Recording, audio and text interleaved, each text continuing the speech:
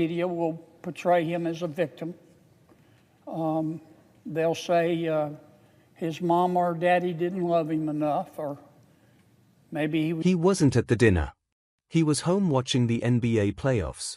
But Senator Kennedy had plenty to say about what happened at the Washington Hilton on Saturday night, and about the people who stopped it from becoming something much worse. Welcome to American Hearings.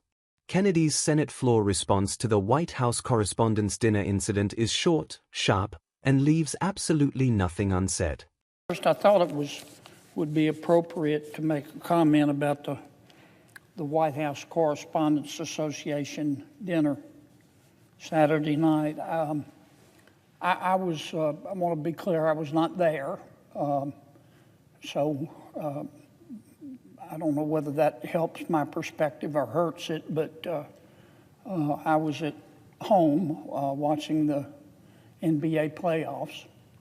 The Timberwolves won, by the way. I'm sorry it happened Saturday night. I'm glad no one got hurt. I think what happened is as straightforward as it is tragic.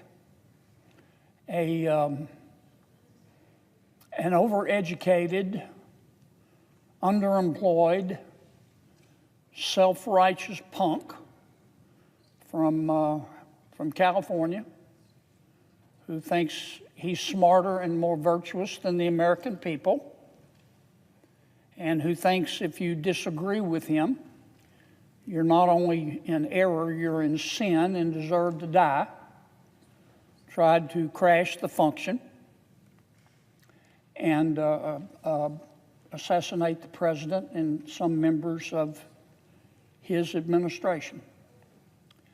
Many members of our media, and look, I'm glad no one was hurt. I said that, but I want to emphasize that.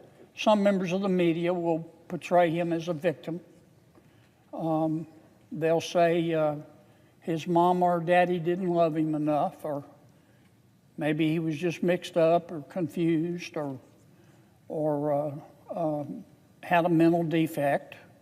They can say what they want, but I believe in free will and responsibility, and this punk was responsible for his actions. And he's going to be punished. And he, frankly, should be punished. I also want to say a word about security.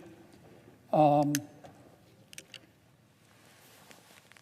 we're going to hold hearings. We love to hold hearings on Capitol Hill.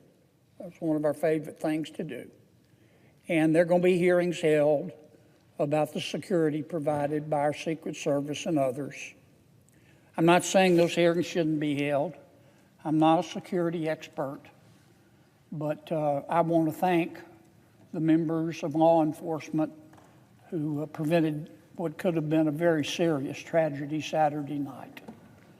I'm pretty familiar with the Washington Hilton Hotel, and the truth is, those who are also familiar with it know that this guy never got close. He was on a different floor. He never made it to the right floor.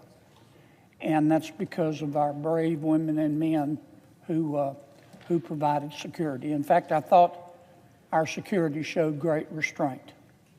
I was frankly very surprised that this punk didn't end up like a piece of Swiss cheese. Mr. President, could I ask my colleagues here to hold it down for a minute? Maybe they could take their discussions off the floor. Can we have order in the floor? I know they got work to do, but I got work to do too. And I can't hear myself think here. Welcome back to American Hearings. Kennedy opens with an unusual level of transparency. He wasn't there. He watched basketball. The Timberwolves won. He names it, owns it, and moves on, because his point isn't about being an eyewitness. It's about what the moment means and how it gets characterized. The characterization he offers of the alleged suspect is blunt and unambiguous. No hedging. No clinical distance. An individual who, in Kennedy's framing, believed his own certainty about the world was sufficient justification for violence against people who disagreed with him.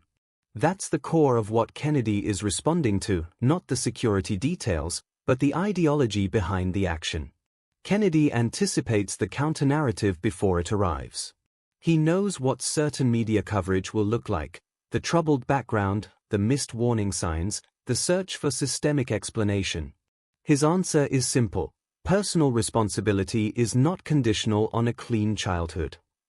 What makes the second part of this address worth studying is the credit Kennedy extends to law enforcement.